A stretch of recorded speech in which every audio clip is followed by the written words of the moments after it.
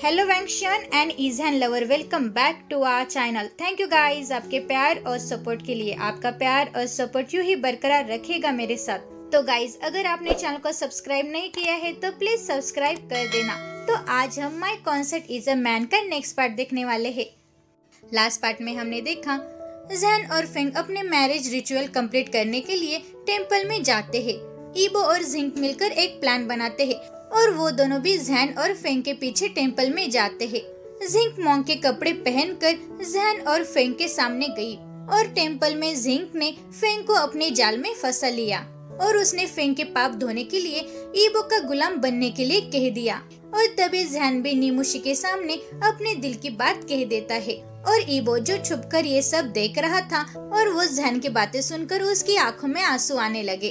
तो गाइस, इसके आगे क्या होता है हम देखते हैं। आई होप आपको ये पार्ट अच्छा लगेगा।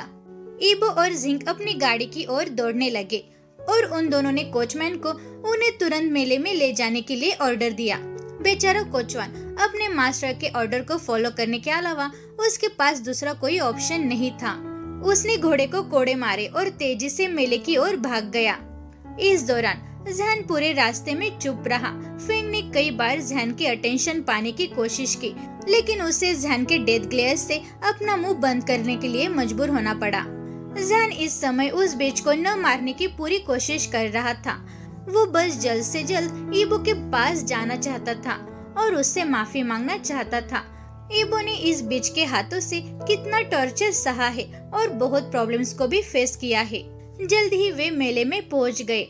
जहन अपने घोड़े से उतर गया और फेंग भी अपनी गाड़ी से बाहर आ गई। यूर मैजेस्टी, आप मुझे यहाँ लाने के लिए बहुत दयालु है। आइए यूर मैजेस्टी, हम एक साथ इस जगह पर घूमते हैं, फेंग ने एक्साइटेड होकर कहा। लेकिन अगले ही पल उसने अपना मुंह बंद कर लिया जब जहन ने उसे एक डेथ ग्लेयर दी। जहन उसे ऐसे देख रहा था मानो वो फेंग के टुकड़े टुकड़े करना चाहता है। हालांकि ये सब गलत नहीं था। उसने उसके बिलों को बहुत टॉर्चर किया है। फेंग, मैं यहाँ सिर्फ अपनी एम्प्रेस ईबो के लिए हूँ, जहन ने कहा और फेंग को नजरअंदाज करते हुए वहाँ से चला गया। वो खूनी फोगोट, मैं उससे नहीं छोड़ूंगी। फेंग अपने मन में ईबो को शाप देने के अलावा कुछ भी नहीं कर सकती थी। उसने अपने धीमे कदमों से जहन का पीछा करने लगी। जहन मेले के चारों ओर चला गया। हर कोई उसके सामने अपने घुटने टेक रहा था, लेकिन उसकी नजर उसके बिलों को सर्च करने में बिजी थी। क्योंकि लगभग हर कोई उसके सामने घुटने टेक रहा था, तो जहन के लिए ईबो को खोजना इतना मुश्किल भी नहीं था। जहन ने जल्द ही ड्रैगन पपेट शो के पास अपने बिलों को एक बच्चे की तरह कूदते और डांस करते हुए पाया। जहन धीरे धीरे उसकी ओर गया और उसे पीछे से कसकर पकड़ लिया, जिससे ईबो शॉक हो गया। अरे तुम कौन हो? मुझसे दूर हो जाओ, मैं मैरिड हूँ, मेरा हस्बैंड तुम्हें मार डालेगा। ईबो चिल्लाया जब उसने महसूस किया कि कोई उसे पीछे से पकड़ रहा है। हालांकि अपनी वाइफ की बातें सुनकर जहन को मिक्स फीलिंग्स महसूस हुई। जब ईबो चिल्लाया कि वो मैरिड है तो जहन सच में बहुत खुश हुआ। लेकिन अगले ही पल जब उसने सोचा कि ईबो शादीशुदा है तो वो चौंक गया। तो तुम क्या कर सकते हो? मैं जैसा चाहूँ तुम्हें छू सकता हूँ, तुम सिर्फ मेरे हो, जहन ने ईबो के दाहिने कान में फुसफुसाया। इसे सुनकर ईबो चौंक गया। जहन गग, ईबो ने कहा और अपने स्ट्रगल को रोक दिया। आई मिस यू बाउबेई, जहन ने ईबो के नेक पर किस करते हुए कहा। जहन गग, हम पब्लिक प्लेस पर है, ईबो ने हाँफते हुए कहा। उसकी सेंसिटिव स्किन पर जहन के लिप्स को उसने महसूस किया तो उसकी बॉडी हॉट होने लगी। बाउबेई, जरा चारों ओर देखो तो, जहन ने मजाकिया अंदाज में कहा। ईबो ने अपना सिर उठाया और चारों तरफ देखने लगा। उसने देखा कि सब लोगों ने अपने घुटने टेक दिए हैं और उनके सर जमीन को छू रहे थे। बाउबेई, कोई भी हमें नहीं देख रहा है, जहन ने ईबो के कान में फुसफुसाया। लेकिन फिर भी गग्गा, ये बहुत शर्मनाक है, ईबो ने बेशर्मी से कहा। बाउबेई, तो क्या आप सराय में जाना चाहते हैं? हम वहाँ बिल्कुल अकेले होंगे और बाउबेई, आप वहाँ शर्मिंदा भी नहीं होंगे, जहन ने सेडक्टिवली वॉइस में कहा। जहन गग, तुम सच में बहुत परवर्ट हो, ईबो ने हाँफते हुए कहा। बाउबेई, क्या तुमने कभी मुझे किसी और के साथ परवर्ट होते हुए देखा है? नहीं ना, मैं सिर्फ आपके लिए ही परवर्ट हूँ। जैन ने ईबो को अपनी ओर घुमाते हुए कहा। ईबो ने अपने रेड चिक्स को छिपाने के लिए अपना मुंह दूसरी तरफ फेर लिया।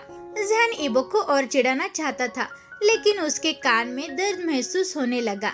उसने महसूस किया कि कोई तो उसका कान पिंच कर रहा है।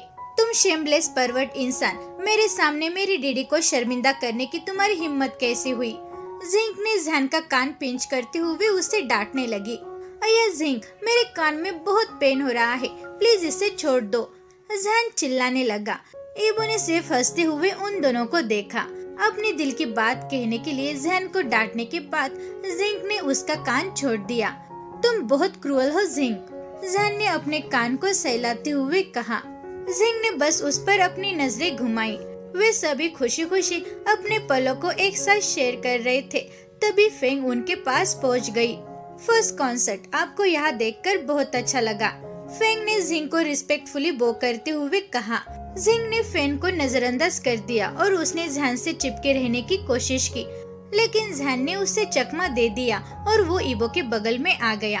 चलो बाओबेई, जैन ने कहा। नहीं जैन गगा, मैं और ज्यादा घूमना चाहता हूँ, प्लीज जैन गगा, मुझे सब कुछ देखना है। ईबो ने अपनी पप्पी आइज से जैन की ओर देखते हुए कहा। और ईबो की पप्पी आइज को अनदेखा करने का दुस्साहस किसके पास है? हमारे अलमाइटी एम्परर भी ईबो के पप्पी आइज को नजरअंदाज नहीं कर सकते। जरूर बाओबेई, अगर आप मेला घूमना चाहते हैं तो मैं आपको जरूर घुमाऊंगा, जैन ने अपने स्वीट वॉइस में कहा और उसने ईबो की कमर को सहलाया। जैन की बातें सुनकर ईबो खुशी से झूम उठा। जैन गगा, तुम सच में बहुत अच्छे हो, ईबो ने पैर से कहा। जैन बस ईबो को देखकर मुस्कुराया और उसके बालों को सहलाया। ठीक है बाओबेई, चलो अब चलते हैं। इतना कहकर वे दोनों अपने हाथ में हाथ डाले हुए पूरे मेले में चल रहे थे। गगा, ये सच में बहुत खूबसूरत है, ईबो ने हंसते हुए कहा। ईबो अलग अलग दुकानों की ओर भाग रहा था और वो सब कुछ खरीद रहा था जो भी उसे पसंद आ रहा था। सभी जगह पर घूमते हुए तब तक शाम हो चुकी थी और टेम्परेचर भी कम होने लगा, जिससे ठंडी हवाएं ईबो को लगने लगी। ईबो ने अपने रोब्स के ज्यादा लेस नहीं पहने थे, इसीलिए उसे ठंड लग रही थी। मुझे लगता है कि मुझे कुछ गर्म कपड़े पहनने चाहिए थे, ईबो ने अपने हथेलियों को रफ करते हुए अपने मन में सोचा। ईबो की इस हरकतों को जैन ने नोटिस किया। उसने फौरन अपना आउटर रोब उतार दिया और उसने ठंड से कांपते हुए अपने पत्नी के कंधे पर रख दिया। जैन गगा, ईबो ने कहा जब उसने महसूस किया कि उसके चारों ओर एक गर्म कपड़ा लपेटे हुआ है।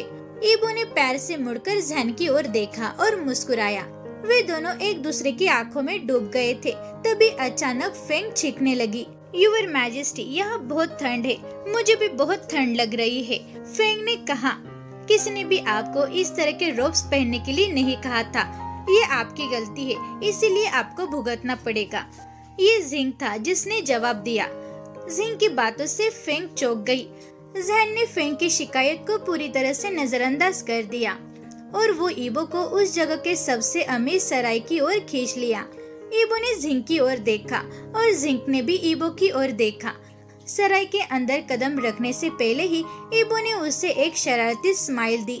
फेंग ने भी उनका पीछा करने की कोशिश की, लेकिन जिंग ने तुरंत उसकी कलाई पकड़ ली। फिफ्थ कॉन्सर्ट, तुम्हें बहुत ठंड लग रही थी, तुम ठीक हो ना?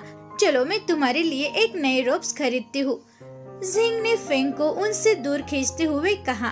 फर्स्ट कॉन्सर्ट, मैं ठीक हूँ, मुझे भूख लगी है, हम हिज मैजेस्टी के पास जाकर कुछ खा लेते हैं, उसने ले जाने के दौरान कहा और वो घबराने का बहाना बनाने लगी। चिंता मत करो फिफ्थ कॉन्सर्ट, उस रेशम की दुकान के बगल में ही एक ब्यूटीफुल रेस्टोरेंट है, मुझे यकीन है कि आपको ये पसंद आएगा, जिंक ने फेंग को कपल से दूर खींचते हुए कहा।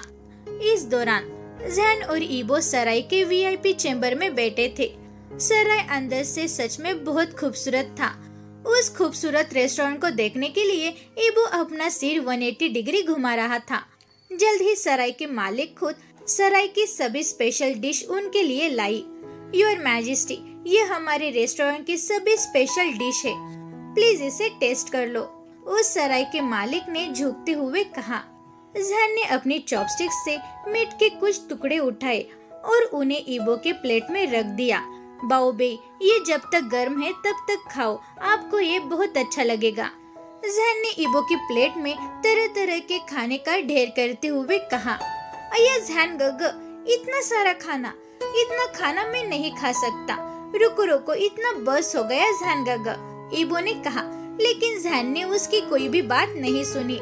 बाऊ बेई, आपको इधर उधर दौड़ने के बाद आपकी एनर्जी खत्म हो गई है, इसीलिए आपको एनर्जी की जरूरत है और आप पहले से ही बहुत स्किनी हैं, इसीलिए चुप रहो और जो भी मैं दे रहा हूँ उसे चुपचाप खा लो।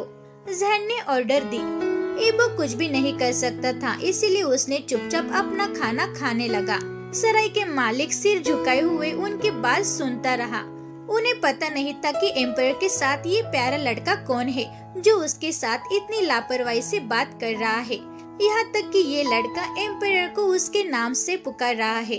पूरा क्यू स्टेट ये जानता है कि एम्पायर का नाम क्या है, क्योंकि एम्पायर पब्लिक के बीच बहुत पॉपुलर है और लोगों को पता है कि एम्पायर का एक ही भाई है और सभी एम्पायर के भाई मतलब शाओ केजिंग को जानते हैं। तो ये लड़का किसी भी तरह से एम्पायर का खून का रिश्तेदार नहीं है, लेकिन इस लड़के ने एम्पीरियल रोब्स को पहना हुआ है, इसीलिए उसे रॉयल्टी होना चाहिए। यूर मैजेस्टी, मुझे बीच में बोलने के लिए बहुत खेद है, लेकिन क्या ये यंग मास्टर दूसरे स्टेट के राजकुमार है? मेरा मतलब है कि ये दिखने में बहुत खूबसूरत है और वे सच में दूसरे स्टेट के राजकुमार होना चाहिए। यूर मैजेस्टी, क्या ये आपका चचेरा भाई है? सराय के मालिक ने घबराते हुए और मुस्कुराते हुए कहा। जहन ने उस सराय के मालिक को एक डेथ ग्लेयर दी, जबकि ईबो खास रहा था और अपना खाना खा रहा था। वो मेरी वाइफ है और इस स्टेट की एम्प्रेस, जहन ने कहा और उसने ईबो की प्लेट में और ज्यादा खाना ऐड करने लगा। जहन की बातें सुनकर सराय के मालिक चौंक गया। यूर मैजेस्टी और यूर हाइनेस, तब मैं यहाँ से जा रहा हूँ और आपको कुछ प्राइवेट स्पेस चाहिए होगा। अगर आपको किसी भी चीज की जरूरत हो तो प्लीज मुझे बुलाइए। उस सराय के मालिक ने उन दोनों को बो करते हुए वहाँ से चला गया। ओह गॉड, आज मेरी एक बेवकूफी के कारण मेरा सिर काट दिया जाता, उस सराय के मालिक ने अपनी नेक को रफ करते हुए कहा और वो गॉड से प्रे करने लगा। जहन और ईबो ने अपना रात का खाना खाया। जैसे ही उन्होंने अपना रात का खाना खत्म किया, फेंग उनके वीआईपी चेम्बर के अंदर घुस गई। यूर मैजेस्टी, मैं यहाँ हूँ, फेंग ने जोर से सांस लेते हुए कहा और जिंग जल्द ही उसके पीछे से आ गई। उसने ईबो को देखा। मुझे माफ कर देना, मैं इस बीच को और कंट्रोल नहीं कर सकी। जिंग ने ईबो को ऐसा लुक दिया। ईबो ने मुस्कुराते हुए अपना सिर हिलाया और इशारा करते हुए ठीक है ऐसा कहा। अनफॉर्चुनेटली तुम यहाँ आ गई, जहन ने बेफिर होकर कहा। जब फेंग ने जहन की बातें सुनी तो फेंग ने अपनी भौएं ऊपर उठाई। जहन ऐसे खड़ा हुआ जैसे उसने एक शब्द भी नहीं कहा हो। जहन ने ईबो को उठने में हेल्प की। ईबो ने जहन की हेल्प से खड़े हो गया। हमने अपना डिनर कर लिया है, आप चाहे तो अपना ऑर्डर कर सकते हैं, जहन ने लापरवाही से कहा। यूर मैजेस्टी, हमने भी अपना डिनर कर लिया है। मेरी देखभाल करने के लिए बहुत बहुत शुक्रिया यूर मैजेस्टी, जहन से चिपके रहने की कोशिश करते हुए फेंग ने कहा, लेकिन ईबो तुरंत उनके बीच में आ गया। फिफ्थ कॉन्सेप्ट, आपको शुक्रिया कहने की कोई जरूरत नहीं है, अपने पीछे जहन को छुपाते हुए ईबो ने कहा। फेंग अपने दिमाग में शाप के अलावा कुछ भी नहीं कर सकती थी, लेकिन अचानक उसके दिमाग में एक आइडिया आ गया और वो मुस्कुराने लगी। यूर मैजेस्टी, पहले से ही रात हो चुकी है, अगर हम अभी निकलते हैं तो हमें पैलेस तक पहुंचने में लगभग 3 घंटे लगेंगे, तो क्या हम इस खूबसूरत सराय में अपनी नाइट स्पेंड नहीं कर सकते? फेंग ने कहा। जहन फेंग की बातों पर सोचने लगा। ये सच में बुरा नहीं था। अगर उसने अपनी सभी कॉन्सर्ट के साथ नाइट में ट्रैवल किया तो ये बहुत बड़ा जोखिम भरा काम होगा और वो अभी जोखिम नहीं उठाना चाहता। तो ठीक है, हम इस सराय में नाइट स्पेंड करेंगे, जहन ने अपना सिर हिलाकर कहा। इतना कहकर जहन ने एक बार ताली बजाई और सराय के मालिक सिर झुकाकर दौड़ता हुआ वहां आ गया। यूर मैजेस्टी, आपका ये नौकर आपकी किस तरह से सेवा कर सकता है? उस सराय के मालिक ने अपना सिर झुकाते हुए कहा। हम आज रात इस सराय में रुकने वाले हैं। मैंने आज रात के लिए पूरी सराय बुक कर ली है, हमारे लिए कमरे तैयार करो, जहन ने ऑर्डर दिया। जरूर यूर मैजेस्टी, मैं आपके लिए कमरे तैयार करता हूँ, उस सराय के मालिक ने झुकते हुए कहा और तुरंत वहाँ से चला गया। थोड़ी देर बाद वे अपने कमरे की ओर जाने लगे। जैन और ईबो कंधे से कंधा मिलाकर चल रहे थे। बाओ बेई, अपने प्रॉमिस को पूरा करने के लिए तैयार रहो, जैन ने ईबो के कान में फुसफुसाया। जैन की बात सुनकर ईबो रेड हो गया। जिंग उनसे कुछ कदम पीछे थी और फेंग उसके भी पीछे। फेंग अपने प्लान को अंजाम देने से पहले खुद पर मुस्कुराई। उसने अपने आस्तीन में छुपा हुआ खंजर निकाला और अपने पैर पर वार किया। उसने ये वार ज्यादा गहरा नहीं किया। योर मैजेस्टी, फेंग चिल्लाने लगी। उन सभी ने फेंग की ओर देखा। फेंग जो खून से लथपथ पैर के साथ जमीन पर बैठी हुई थी। जैन तेजी से उसके पास गया और उसके सामने झुक गया। कॉन्सर्ट फेंग, ये कैसे हुआ? घाव को चेक करते हुए जैन ने पूछा। योर मैजेस्टी, अलमारी की एक कील मुझे लग गई, फेंग ने पेन से करराते हुए कहा। ईबो और जिंग सवाल के नजर से एक दूसरे को देखने लगे। फेंग, आपको केयरफुल रहना चाहिए, जैन ने कहा। Your majesty, please help me, Feng ने अपना ड्रामा बरकरार रखते हुए कहा। जैन उसे अपनी बाहों में लेने के अलावा कुछ नहीं कर सकता था। मैं आपको आपके कमरे में ले जाता हूँ, जैन ने कहा और उसने फेंग को उसके कमरे में ले गया। ईबो और जिंग ने भी उनका पीछा किया। जेई, क्या ये सराय अपनी बेहतरीन सेवाएं और फर्नीचर के लिए नहीं जानी जाती? तो फिर उसे एक कील से कैसे चोट लग सकती है? ईबो ने उलझन से कहा। ईबो, मुझे पूरा यकीन है कि वो ड्रामा कर रही है और एक कील से कट कैसे हो सकता है? जिंग ने कहा। वे दोनों फेंग के रूम में चले गए। जैन बेड पर बैठा था और वो केयरफुली फेंग के घाव का इलाज कर रहा था। वो अपने काम में इतना खो गया था कि उसे दरवाजा खुलने की आवाज तक नहीं सुनाई दी। हालांकि फेंग ने ईबो और जिंग को कमरे में एंटर करते हुए देखा और वो जैन के कंधे पर झुक गई और उसने एक डेविल स्माइल दी। योर मैजेस्टी, सच में बहुत दर्द हो रहा है, फेंग ड्रामा करते हुए चिल्लाई। ईबो ने गुस्से में अपनी मुट्ठी पकड़ ली। अब तो ये तय हो गया था कि उसने ये जानबूझकर ऐसा किया है। वो सच में किसी को जैन को छूते हुए देखने से बहुत नफरत करता था। ये सच में एक ड्रामा बीच है, ईबो और जिंग ने एक टाइम में ही कहा। जैन ने बैंडेज लगाना खत्म कर दिया और उसने खड़े होने की कोशिश की, लेकिन फेंग ने उसका हाथ पकड़ लिया। योर मैजेस्टी, प्लीज मुझे यहाँ अकेला मत छोड़ो, देखो ना मुझे चोट भी लगी है, फेंग ड्रामा करते हुए कहा। जैन बेताबी से अपनी आंखें रोल करना चाहता था, लेकिन उसने किसी तरह से अपने आप को कंट्रोल किया। हालांकि ईबो और जिंग ने खुद को कंट्रोल करने की जरूरत महसूस नहीं की और उन्होंने अपनी आंखें रोल की। ईबो ने जैन का अटेंशन पाने के लिए अपना गला साफ किया और ईबो सच में जैन का अटेंशन पाने के लिए सक्सेस भी रहा। बाओ बेई, जैन के शब्द लड़खड़ा गए जब उसने ईबो को अपने हाथ की ओर देखते हुए देखा जिसे फेंग ने पकड़ रखा था। जैन ने अपने हाथ को तुरंत हिलाया। उसे नहीं पता क्यों, लेकिन उसने महसूस किया कि उसने अपने बाओ बे के अलावा किसी और को उसे छूने देने का अपराध किया है। जैन के इस बिहेवियर को देखकर फेंग ने भी दर्द में कराहने का नाटक किया। योर मैजेस्टी, फेंग ने पेन में कराहते हुए कहा, लेकिन जैन ने उसकी बात नहीं सुनी और वो ईबो के पास गया। बाओ बे, बस अपने कमरे में मेरे आने का इंतजार करो, मैं जल्द ही वहाँ आ जाऊंगा, जैन ने ईबो की गालों को सहलाते हुए कहा। और जैन अपने गुस्से वाली वाइफ को शांत करने की कोशिश कर रहा था, लेकिन ईबो ने उसके हाथ पर थप्पड़ मार दिया। तुम उसकी तरह स्मेल कर रहे हो, मुझसे दूर रहो, ईबो ने उस रूम से बाहर निकलने से पहले कहा। जैन अपनी वाइफ को गुस्से में जाते हुए देख रहा था, लेकिन वो कुछ नहीं कर सकता। गुड लक ब्रैट, जिंक ने ईबो का पीछा करने से पहले कहा। जैन अभी भी अपने गुस्सेल वाइफ को मनाने के तरीकों के बारे में सोच रहा था। तभी उसने उस बीच की आवाज सुनी जो उसे पुकार रही थी। ओह गॉड, इस बीच के साथ में हमेशा क्यों अटक जाता हूँ, जैन ने अपने मन में सोचा। इस दौरान ईबो और जिंग ईबो के कमरे में बैठे हुए थे। तो ईबो, अब तुम क्या करने वाले हो, जिंग ने चिंतित होकर पूछा।